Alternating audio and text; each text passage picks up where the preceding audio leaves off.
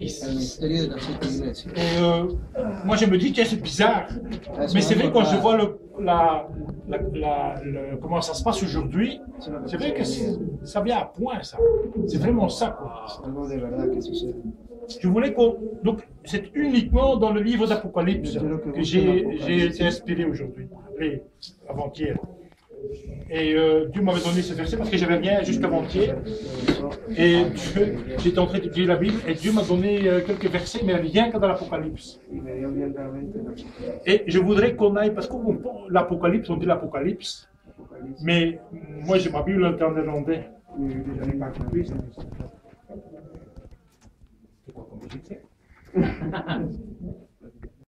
Donc on dit l'Apocalypse.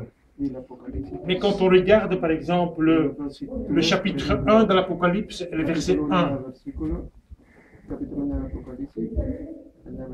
ça donne une explication que ce n'est pas vraiment l'Apocalypse. Donc dans beaucoup de Bibles néerlandais, anglaises, ça ne s'appelle pas l'Apocalypse. C'est de la révélation. Revelation. Ouais, il y a marqué ici aussi. J'ai marqué révélation. Et quand tu regardes le chapitre 1, verset 1, je voudrais que quelqu'un le lise pour qu'on comprenne.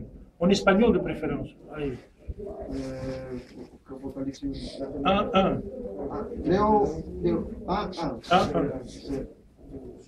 Dice, la revelación de Jesucristo que Dios le dio para manifestar a sus siervos las cosas que deben suceder presto, y la declaró, enviándola por su ángel a Juan, su siervo. Ici, ce qui m'a touché, c'est que quand tu regardes bien, donc l'Apocalypse, la révélation, c'est Jésus qui parle, c'est Jésus qui a donné la révélation. Dans les autres livres, c'est toujours Dieu qui a donné les songes ou les visions. Mais ici, c'est Jésus. En premier lieu, il a donné à Jean et qu'il doit donner aux disciples. Il ne faut pas oublier que Jean était le dernier apôtre qui était vivant. Ça veut dire que tous les autres qui étaient baptisés après, donc c'était déjà après la première époque de 12 apôtres. Donc ce sont des gens comme nous qui étaient en train d'évangéliser et qui parlaient du Seigneur. Donc ce message s'adresse encore plus fortement à nous, ça. Donc ça veut dire que c'est une révélation que Jésus donne. Moi j'étais dernier temps très intéressé donc dans les fêtes du Seigneur, dans les fêtes de Dieu, dans le retour du Christ. Et pour moi, le livre de la Révélation, c'est la fin de temps. Et beaucoup n'aiment pas de lire ça, mais on trouve des versets très encourageants pour aller en avant et marcher avec Dieu. La première révélation que j'apporte ici, donc à travers la parole de Dieu, mais c'est donc quand tu regardes au chapitre 1, verset 20. 1:20. C'est vrai que c'est un petit livre à étudier, mais c'est vrai qu'il faut le lire plusieurs fois. Ça s'applique. On dit, parce que tu sais que, on va dire plus tard, on pense que ça s'adresse à l'Église, mais ce n'est pas toujours le cas. Parce que moi j'ai voulu savoir pourquoi, donc la première vision, donc le premier verset, il parle de cette Église. Et quand tu vas chercher dans les livres d'histoire, il y avait beaucoup plus que cette Église. Et nous savons que dans le livre, donc dans les évangiles, Jésus aimait de parler en parabole. Et ici, il parle de cette église parce que c'est une parabole. C'est une parabole et c'est aussi, ça a une signification, le chiffre 7. Parce que le chiffre 7, c'est la perfection. Et je me suis amusé à aller chercher dans chaque... donc j'ai été guidé par le Saint-Esprit. Le dernier verset de chaque lettre à l'église, le dernier verset à chaque église, c'est la perfection pour notre vie spirituelle. Mais on va d'abord le lire en Révélation 1:20 avant d'aller attaquer aux Quel églises. chapitre? Donc chapitre 1, 20. 20. Donc toujours dans le livre de... J'aime le mot révélation. Il est marqué Apocalypse dans ma Bible. Dans ma néerlandais, c'est différent. Mais... Moi, je vais le lire tout. Après, on va lire chacun les versets.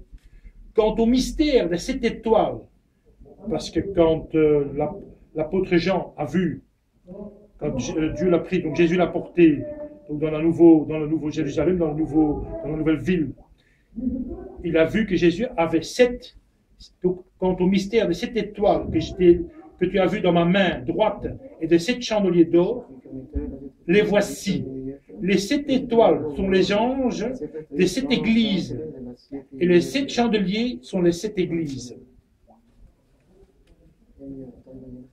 Moi, j'ai étudié ça en profondeur pour ma vie personnelle parce que je ne comprenais pas que dans les 7 églises, aucune n'était parfaite.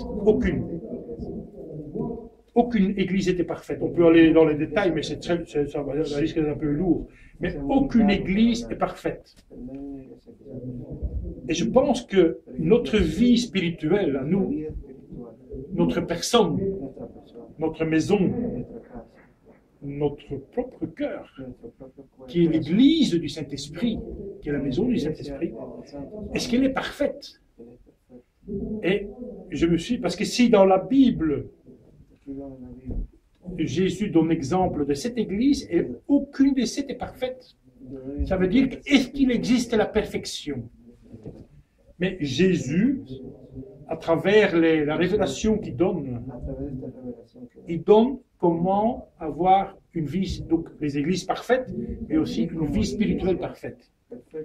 Et le premier verset que je voudrais que quelqu'un lit, donc c'est la première lettre qui est adressée, donc c'est en chapitre 2. Donc ça c'est la lettre qui est envoyée à l'église d'Éphèse, donc c'est un ange qui envoie une lettre, et le verset 7.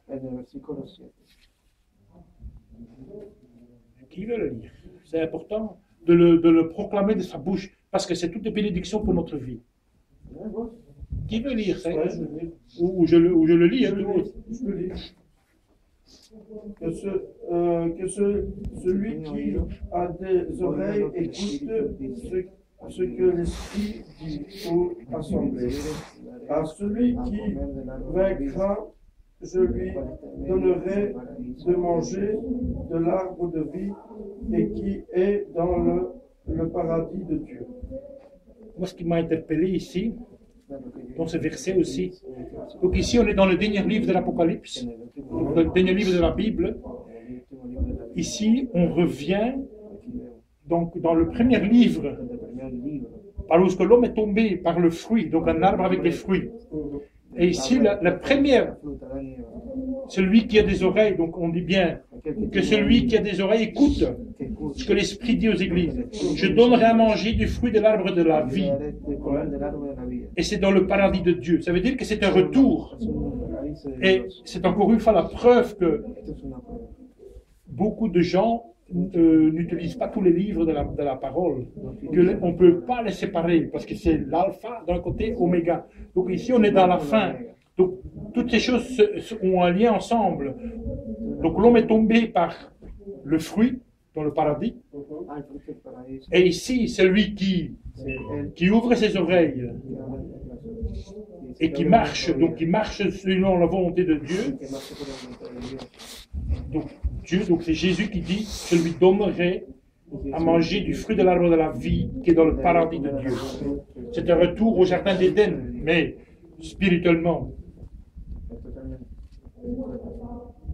Ici, parce que ça m'a interpellé l'arbre, j'ai dit tiens, l'arbre de la vie, le paradis, c'est... Alors j'ai cherché un peu là-dessus. Dans la deuxième lettre, la lettre de l'église de Pergame, je ne sais pas comment on dit ça en espagnol, Pergame.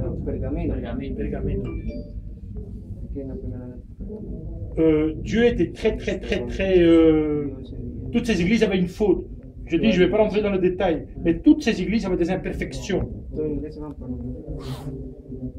Parce que quand tu vois Dieu, donc Jésus, donne d'abord, donc dans l'autre église d'Éphèse, je connais tes œuvres, ton travail, à ta persévérance, je sais que tu ne peux pas supporter les méchants, que tu as mis à l'épreuve celui qui prétend apôtre sans être et te trouvé menteur.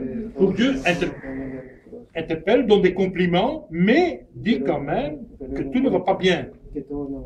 Donc ça veut dire que dans notre vie, nous-mêmes, on doit s'interroger, dans quelle église j'appartiens moi?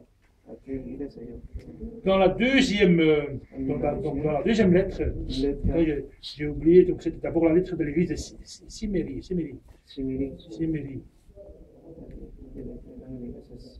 Donc là, par exemple, il y a une avardise. Donc Dieu dit il y a de bonnes choses, mais Dieu dit vous ne faites pas, vous dites vous êtes pauvres. Donc je pense qu'ici, donc Jésus fait aussi illusion aux dîmes et aux participations dans la maison, donc par des moyens financiers. Mais malgré tout qu'il les réprime, il leur donne quelque chose d'important.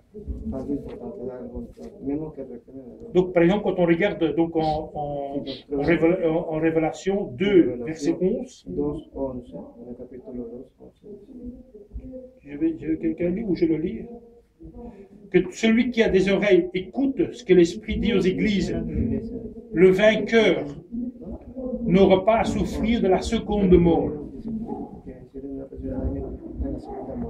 Ça peut être encourageant ou pas.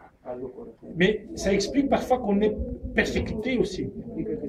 Et malgré tout, on va survivre à ces problèmes. Parce que c'est vrai que la première mort, c'est quand on s'est donné notre vie à Christ. Ça, c'est la première mort. La deuxième mort, on peut être persécuté, mais on peut aussi mourir d'âge. Mais ça veut dire que on ne mourra pas une deuxième fois, quoi. Donc Jésus nous révèle bien qu'il n'y a pas de... Donc on va vaincre et on ne souffrira pas dans la deuxième mort. Donc la mort, parce que c'est vrai que la chair doit mourir, la chair doit donc complètement mourir. La chair ne va pas aller au ciel, la chair va rester sur la terre. C'est pour ça qu'il est important de nourrir notre esprit. Comme tout à l'heure quand on a intercédé, c'est l'esprit qui est pour la vie éternelle. La chair, elle n'est que entre 80 et 90 ans, 100 ans maximum sur la terre aujourd'hui. Et que l'esprit, si on dit qu'on va régner avec Jésus pendant 1000 ans, donc il est beaucoup plus important de prendre soin de son esprit. Deuxième mort. Je disais, tiens, c'est quand même... donc ça veut dire que la première mort, c'est se donner à Christ, se repentir, mais surtout pas retourner en arrière. Parce que beaucoup de chrétiens sont retournés en arrière. Ou partiellement, un jour oui, un jour non. Et c'est dommage. Donc dans la lettre de l'église de Pergame, là, par contre, le Seigneur est beaucoup plus sévère. Quand je vois en verset 13, je connais tes œuvres et l'endroit où tu es établi. Là se trouve le tronc de Satan. Tu es fermement attaché à mon nom, mais tu n'as pas régné la foi en moi. Même durant les jours des Antipas, mon témoin fidèle a été mis à mort chez vous, là où Satan est établi. Ça veut dire que là, Jésus révèle déjà que dans cette église-là, il y avait des choses obscures qui s'y passaient. Et c'est vrai que dans toutes ces églises, donc dans les 7 églises, il y a le secret, donc il y a à chaque fois donc une interpellation très forte du Seigneur, mais une réponse, une récompense donc dans la fin. Et en Révélation 2, 17, on va trouver, quelqu'un peut le lire peut-être? Je ne sais pas comment le lire. Donc 2, 17. Je le lis? Tu peux le lire, oui. C'est toujours dans l'Apocalypse, hein? Toujours l'Apocalypse. Alors, 2.17, c'est que celui qui a des oreilles, c'est de vous le même, Oui, mais c'est Seigneur interpelle toujours par la même Ah, façon. ok. Que celui qui a des oreilles écoute ce que l'Esprit dit aux assemblées. À celui qui vaincra, je lui donnerai de la manne, cachée, et je lui donnerai un caillou blanc, et sur le caillou, un nouveau nom écrit, que nul ne connaît, sinon celui qui le reçoit. Moi, j'ai voulu savoir ici, tiens, j'ai dit tiens. Donc ici, le Seigneur dit, celui qui a des oreilles entendent, à celui qui vaincra, je donnerai de la manna cachée. Je dis, qu'est-ce qu'on peut dire par la manna cachée? Quand le peuple a été sorti d'Égypte, pendant 40 ans, ils n'ont eu que de la manna à manger. Mais moi, j'ai voulu savoir dans le dictionnaire, qu'est-ce que c'est la manna? Et j'ai trouvé la manna. La manna, c'est une aubaine ou un avantage inespéré. C'est ce que le dictionnaire Larousse dit. Donc la manna, c'est une aubaine, donc on peut dire ça comme dans la Bible, je ne peux pas dire le mot chance, mais c'est donc quelque chose une récompense, mais surnaturelle. Mais donc aubaine, c'est un autre mot, mais pour moi, c'est pas un mot chrétien, ça. Mais par contre, le deuxième, parce qu'il y a deux dénominations, l'avantage inespéré, ça veut dire que c'est un avantage qui est destiné pour ceux qui vont vaincre, donc à celui qui vaincra. Je donnerai de la manna cachée. Donc celui qui vaincra tout C'est la ce qui est manne dans le qu'on a monde, mangée dans le désert. c'est la même manna. Parce que tu sais, certaines, ça vaut la peine d'aller voir dans un dictionnaire et de trouver une dénomination. Et j'ai voulu savoir aussi un peu, donc, et je lui donnerai un caillou blanc, et sur ce caillou qui est écrit un nom nouveau que personne ne connaît, si ce n'est celui qui va recevoir la pierre. Donc ça veut dire que c'est lui qui marche avec Dieu et qui vaincra tous les obstacles. Parce que c'est ça finalement, c'est toutes les tentations de ce monde qu'il faut vaincre, va recevoir la manna cachée. Donc c'est une chose inespérée, plus un nouveau nom. Donc une pierre avec le nom gravé dessus. Un nom personnel, c'est personnel à toi. Il n'y a personne qui ne connaît ce nom-là et c'est uniquement à toi. Le Saint-Esprit me révèle quelque chose dans l'Ancien Testament. Les Juifs aujourd'hui, ils ont un nom du monde, mais un nom, donc les Juifs orthodoxes. Les Juifs orthodoxes qui ont l'école, ils ont l'école parce qu'ils ont un nom spécial. Et que c'est les anges qui vont appeler ce nom. Ils vont les appeler par leur nom, ils les attrapent par l'école, c'est un nom, mais. Et c'est comme ça qu'ils vont les reconnaître. Et c'est pour ça qu'ils ont deux noms. Un nom juif, un nom hébreu, les juifs religieux, et leur nom sur la terre. Mais tous les juifs orthodoxes ont un deuxième nom, qui est uniquement, c'est les anges qui vont les appeler par ce nom-là. Et c'est bizarre parce que ça donne un peu cette implication-là. C'est la pierre, personne ne connaît le nom, mais Dieu connaît le nom parce qu'il l'a gravé dessus. Donc c'est quelque chose. Si on marche avec Dieu, donc il y a une récompense à chaque fois qu'on marche, qu'on avance avec Dieu. Il y a des récompenses qui s'empilent. Donc en Révélation 4, en Révélation 2, 26. Donc maintenant elle est à l'église de Thyatire.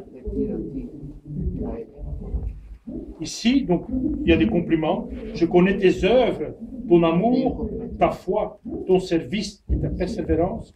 Je sais que tes dernières œuvres sont plus nombreuses que les premières, donc c'est quelqu'un qui évolue. Donc Jésus dit, c'est bien.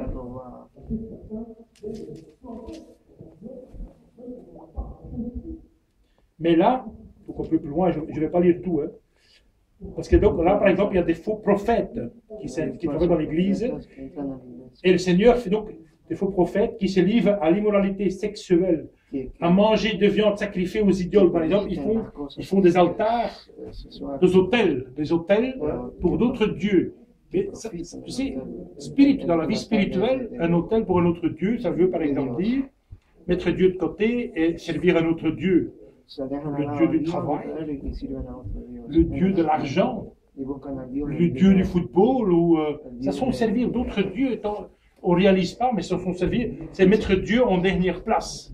Et ici, c'est pour ça que le Seigneur, donc, il y a un progrès, mais malgré tout, il y a encore ça, ça et ça et ça. Et c'est vrai qu'on peut le faire dans la vie. Un message, donc rien que sur l'Apocalypse. L'Apocalypse, mais j'aime pas le mot apocalypse, parce que ça fait apocalyptique. Mais dans le premier verset, je vais vite comme ça enchaîner un peu. Hein. Donc le chapitre 1, verset 1, c'est la révélation de Jésus-Christ que Dieu lui a donnée pour montrer à ses serviteurs les choses qui vont arriver bientôt. Et on parle de cette église. Si tu regardes le dernier verset de chaque lettre qui est écrite à l'église, parce que le fait que c'est des lettres, parce que c'est important, le fait que c'est des lettres, ça ne doit pas rester enfermé, c'est pour proclamer, donc il faut donner ça, il fallait écrire ça. Ce que je voulais dire encore vite aux frères, c'est, moi je me suis posé la question, pourquoi cette église? Parce que dans le livre d'histoire, il y avait beaucoup plus que cette église. Mais comme Jésus, c'est une révélation que Jésus donne. Et Jésus parlait beaucoup en parabole. Et donc Jésus a fait parabole de cette église. Et c'était aussi, le chiffre 7, c'est la perfection. Et donc dans les 7 églises, il n'y a aucune église qui est parfaite.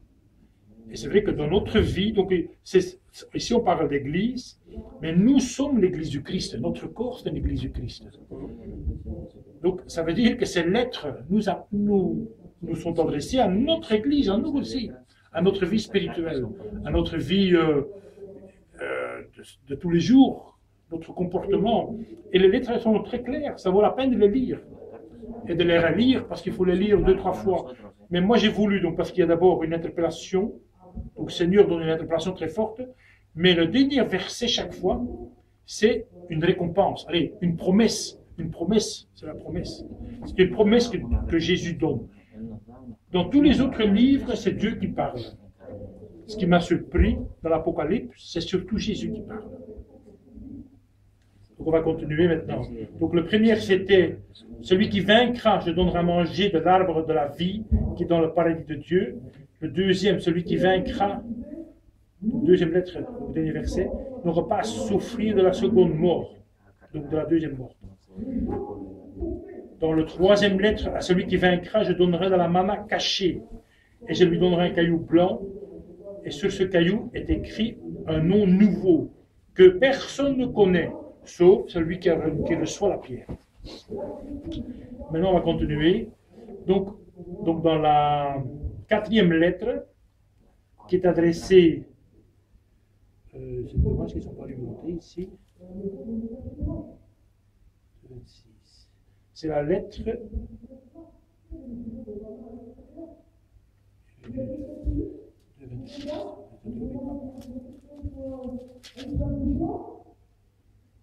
qui était adressée à Thyatire. Donc ici aussi, Jésus interpelle fortement. Donc, toutes ces églises pensaient qu'ils fonctionnaient correctement, que tout allait bien. Non. Jésus montre clairement que tout ce qui ne va pas. Mais ce qui nous intéresse ici, ce n'est pas ce qui ne va pas, c'est ce qui est la promesse du Seigneur. Et la promesse du Seigneur qui fait ici, donc c'est le chapitre 2, verset 26.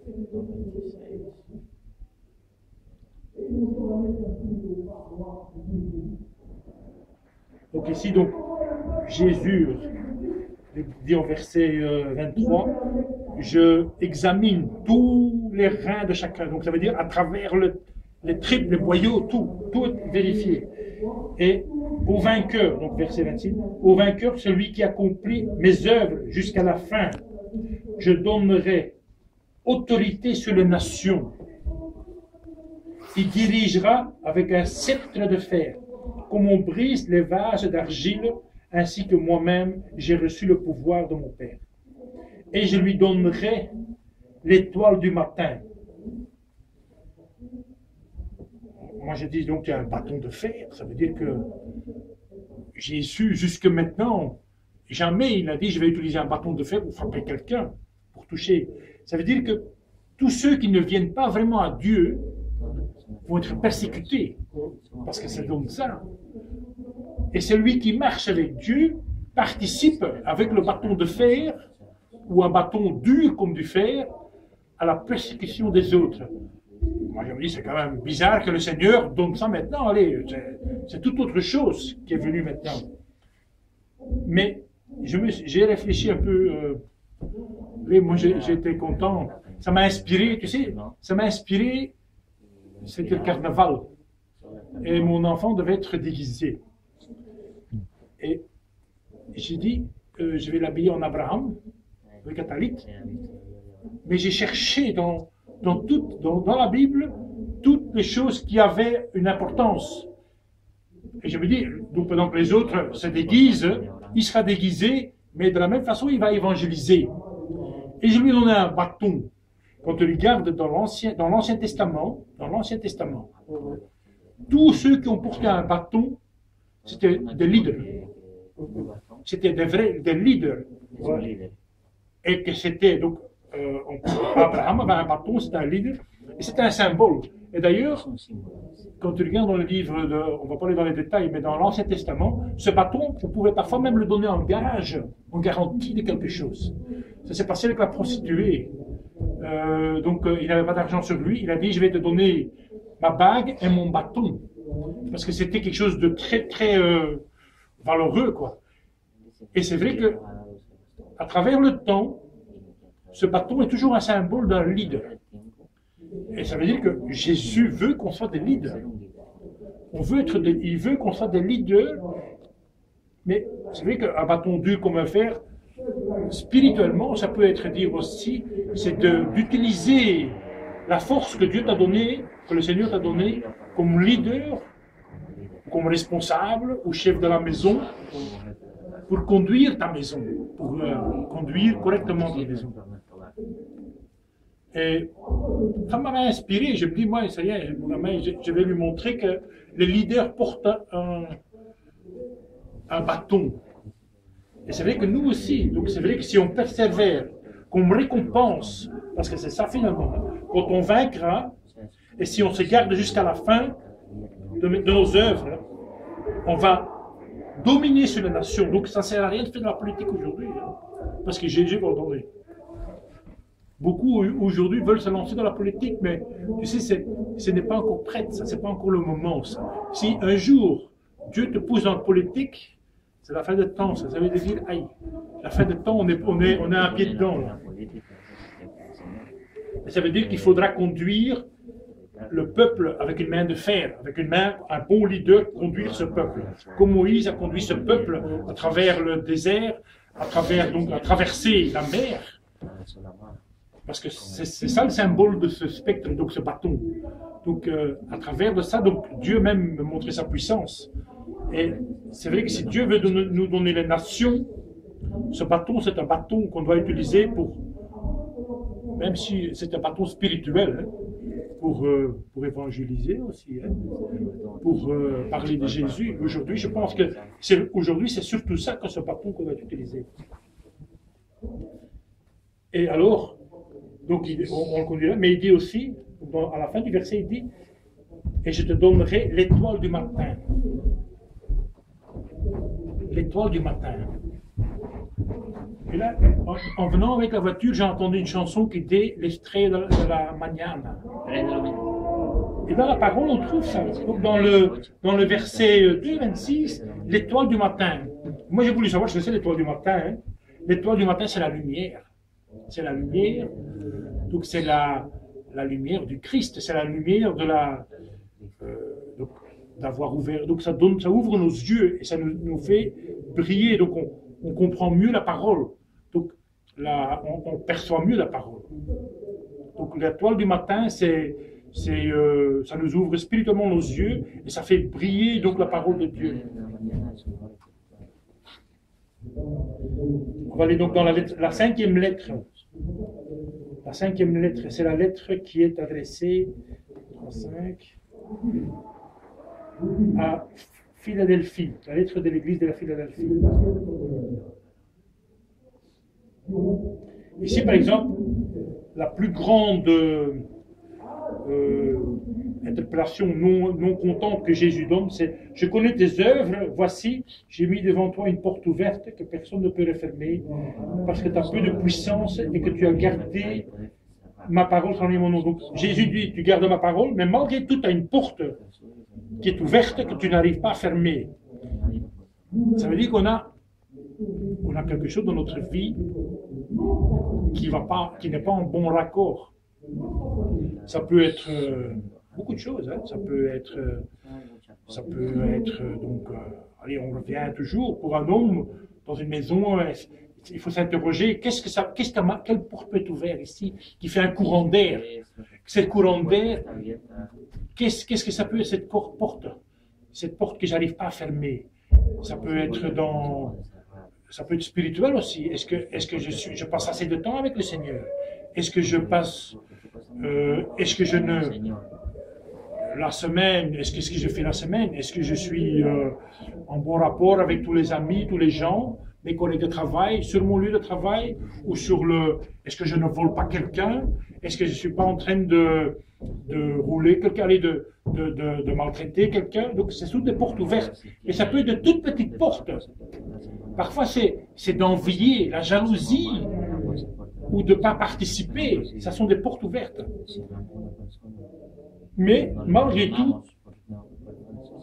ici, Jésus a une récompense pour nous. Donc la 5e lettre. J'ai perdu le fil rouge.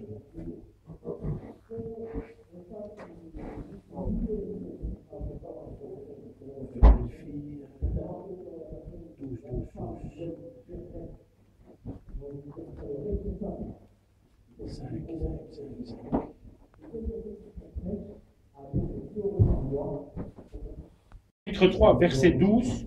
J'ai oublié une lettre, mais on va la prendre après. Celui qui vaincra, je ferai de lui une colonne dans le temple de mon Dieu. Donc ça veut dire que Jésus dit, celui qui va vaincre, je vais utiliser cette personne-là comme une colonne vertébrale dans le temple de mon Dieu. Il n'en sortira plus. Et j'écrirai sur lui le nom de mon Dieu. Et le nom de la ville de mon Dieu, la Nouvelle Jérusalem, qui descend du ciel d'auprès de mon Dieu et de mon nom nouveau. Donc ici, dans la 6e lettre, celui qui vaincra, je lui ferai une colonne. Ça veut dire que Dieu va utiliser, donc Jésus va nous utiliser dans le temple, parce que le temple, dans la Nouvelle Jérusalem, il n'y a plus de temple. Parce qu'il n'y a que des chrétiens qui vont être là. Donc, toute la Nouvelle Jérusalem, c'est un lieu saint. Mais les temples, ce sont nous. Donc nous, tous ensemble, on va être le temple. On va être le pilier. Tu sais, dans une entreprise, quand on construit un bâtiment, on a besoin de piliers pour soutenir tout ça. Et ici, Jésus dit, c'est lui qui vaincra, je lui ferai une colonne dans le temple. Donc je lui ferai un pilier. Et sur ce pilier, sur cette personne, je vais marquer le nom de mon Dieu et le nom de la nouvelle ville, de la Nouvelle Jérusalem. Ça veut dire qu'on va être marqué par le nom de Dieu. Ça veut dire qu'on n'y sortira plus jamais. C'est le verset 12. Ça. Donc 3.12. Moi, je trouvais ça très fort, parce que c'est vrai que c'est en sortant ceci de la bouche de Jésus,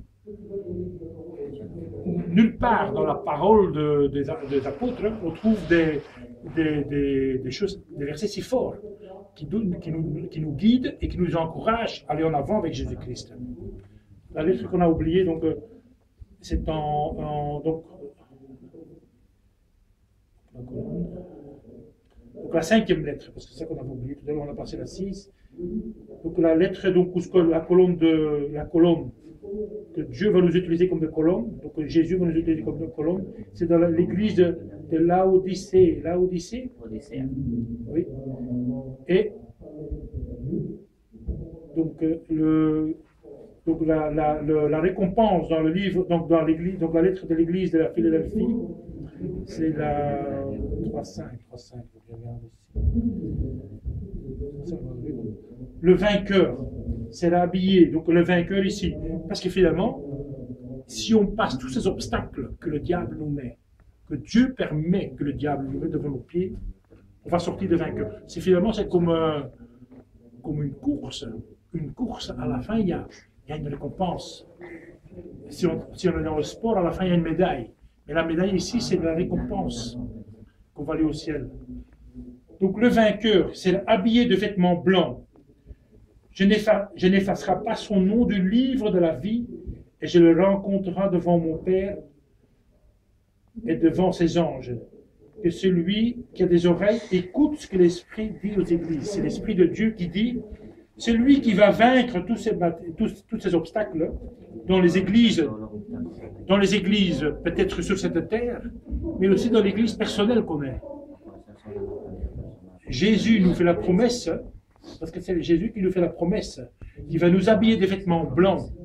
Ça veut dire que c'est des habits blancs, c'est un symbole de la sainteté, de la pureté. Ça veut dire qu'il va nous rendre purs, saints. Et il n'effacera plus le nom du livre de la vie. Beaucoup pensent, quand je suis baptisé, mon nom est écrit dans le livre et jamais, je suis sauvé à jamais. Beaucoup d'églises prêchent ça. Prêchent une fois baptisé, sauvé pour toujours. Ce verset ici donne bien la preuve que ce n'est pas vrai. Parce que Jésus peut effacer le nom. Et c'est vrai c'est une fausse prophétie de dire que baptisé, tu es sauvé pour toujours. Non. Tu dois continuer à marcher dans les œuvres de Dieu et de continuer à grandir spirituellement. Et c'est pour ça que toutes ces lettres-ci nous adressent à notre vie pour qu'on puisse spirituellement jamais oublier que il suffit de dire « Oh, mais aujourd'hui, j'ai plus envie de voir Jésus, j'ai plus envie d'aller à l'église, je vais aller au football le dimanche, je vais faire ci ou ça. » Jésus, il prend la gomme et il efface le nom définitivement du livre de la vie. D'ailleurs, c'est écrit noir sur blanc. Alors, ceux qui prêchent le contraire, c'est faux, c'est faux. Alors, je voulais terminer avec la 7e lettre. La 7e lettre, 21. C'est la lettre...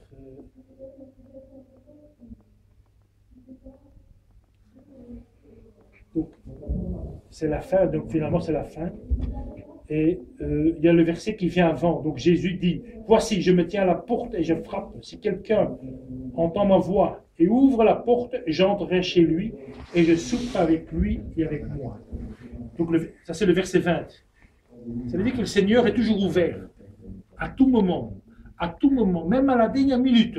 Ici, on est dans la dernière lettre, donc c'est la 7e lettre. Donc à la fin, Jésus est encore prêt, malgré tout ce qu'il y a eu, à ouvrir son cœur pour nous. Même si on est retombé dans le monde, on est retombé dans le péché, même si on a été baptisé il y a 10 ans, ou il y a 5 ans, ou 20 ans, il n'est jamais trop tard pour se repentir. Au contraire, il faut mieux se repentir avant le retour du Christ, autrement c'est fini, c'est trop tard. Et donc le dernier verset de la lettre dit, « Le vainqueur, je le ferai asseoir avec moi sur mon trône. Tout comme moi aussi j'ai vaincu et me suis assis avec mon Père sur ce trône. » Ici, Jésus dit, donc à la fin de ce message, je voulais dire s'asseoir sur le trône à côté de Jésus. Imagine l'importance que Jésus, il nous voit vraiment aller, parce que Jésus est le roi des rois. S'asseoir à côté du roi des rois sur le trône avec le Père, allez, moi je m'imagine l'image, c'est incroyable. C'est magnifique ça. Et c'est vrai que uniquement, c'est cette lettre adressée aux églises du monde, mais l'église que nous on est aussi. et de rien que prendre chaque fois, dans chaque lettre, les derniers versets doivent nous rappeler tous les jours la promesse que Jésus nous fait. Parce qu'il y a une promesse que Jésus nous fait. Et, allez, moi je voudrais que tous mes frères, mais tous mes sœurs aussi, mais surtout les frères, nous les hommes, on a besoin je pense qu'on a besoin de promesses. Je ne pense pas que les hommes d'ici, des hommes qui sont à la maison, qui ont trouvé une excuse de ne pas venir aujourd'hui, on a tous besoin d'une promesse. Ce message s'adresse aux hommes qui doivent interroger leur propre église, l'église de leur cœur, mais aussi dans nos églises, de voir ce qui se passe dans nos églises. Ça veut dire qu'il n'y a aucune église qui est parfaite. Ça veut dire qu'il n'y a aucun homme qui est parfait. Et c'est clair. Parce que malgré que, moi j'ai cherché, dans les 7 églises, dans les 7 lettres, elles s'adressent à cette église avec des problèmes. Et malgré tout, Jésus donne une promesse. Je pense qu'il n'y a pas beaucoup de chefs d'entreprise, quand vous voyez qu'il y a des problèmes, vont vous donner une récompense. Donc ici, le Seigneur, vraiment, il nous tend la main. Il nous tend la main. Si tu vainques, tu dois vaincre. Donc il nous encourage à nous battre dans cette course, dans ce championnat, d'arriver au bout, au fin. Et on doit tout faire pour arriver jusque-là. Et allez, je voudrais que... Moi, j'étais surpris un peu de certaines révélations qu'il y a dans l'Apocalypse, dans la Révélation. On n'étudie pas beaucoup ça. On n'a pas beaucoup de prédications là-dessus. Mais il y a beaucoup de nourriture spirituelle dans ce livre. Et pour nous grandir notre foi. Et j'espère que j'aurai encore une occasion de... Parce que quand on parle des 7 lettres, des 7 coupes, et à chaque fois, il y a un but. Donc c'est symbolique, il n'y a pas 7 coupes. C'est symbolique, donc c'est des paraboles, mais c'est un message que Jésus voudrait nous faire passer à notre vie spirituelle, à notre vie, à notre cœur. C'est vrai que, mais le premier message, c'est vrai que c'est à travers des lettres, une lettre, parce que tout l'Apocalypse est écrit comme un livre, sauf les premières 7 lettres. Et les lettres, c'est fait pour voyager, pour parler à chacun. Chacun de nous doit être confronté. Chacun doit être confronté, s'interroger dans quelle église que je suis, dans quelle lettre je me trouve.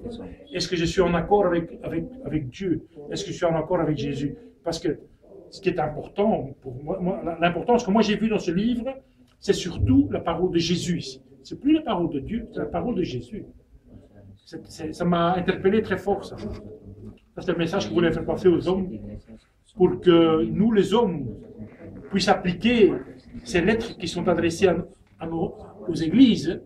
Mais moi, la première église, je me sens, moi, ma première église. Donc chacun a sa propre église, son corps. Puis la deuxième église, c'est dans sa maison. La troisième église, c'est dans le foyer. Et je pense que ceux qui travaillent dans l'église, ça peut t'interpeller aussi. Mais ça veut dire qu'il n'y a pas d'église parfaite. Ça veut dire que celui qui cherchait l'église parfaite, il n'existe pas. Il n'y a pas d'église parfaite. Allez, moi, ça me fait sourire un peu parce qu'il y a des gens qui cherchent des églises parfaites. Mais ça n'existe pas. Et je pense que Jésus ne donne pas tellement d'importance à une église parfaite. Il donne l'importance à l'église qui veut se perfectionner. Et se perfectionner spirituellement. Parce que si Jésus voudrait vraiment, et si Dieu le voudrait, ce bâtiment serait un temple comme en Israël. Si Dieu aurait voulu que le temple en Israël soit construit, aujourd'hui c'est vrai qu'ils attendent une seule chose, que la mosquée soit détruite. Mais quand tu regardes, c'est vrai, ils attendent que la mosquée soit détruite. Mais si tu regardes, dans le passé, Dieu a été avec ce peuple, il a détruit Jéricho, simplement en tournant autour. Mais il pourrait faire la même chose aujourd'hui. C'est parce que ce n'est pas la volonté de Dieu. Il faut d'abord chercher la volonté de Dieu et tout le reste va être donné après. Et nous aussi, pour notre vie chrétienne, notre vie de disciple ici dans cette église, c'est de faire la volonté de Dieu. Et Dieu, c'est quand la volonté de Dieu s'accomplira. Allez, pour de notre vie, Dieu va faire le miracle lui-même. Il n'a pas besoin de nous. Il attend que nous, on accomplisse ce que Dieu attend de nous. Ça, c'est le message que je voudrais donner aux hommes. Et j'espère qu'aller d'autres hommes vont voir ce message et qui vont s'interroger. Mais je pense que je vais faire, parce que j'avais fait une photocopie de ces versets. Parce qu'on n'a jamais, je pense que personne n'a jamais mis les derniers versets des 7 lettres ensemble. C'est important parce c'est 7 promesses que Dieu donne, et que Jésus donne. Parce que c'est pas Dieu qui parle, c'est Jésus qui parle ici. Donc c'est une promesse de Jésus. Que le Seigneur vous bénisse, merci.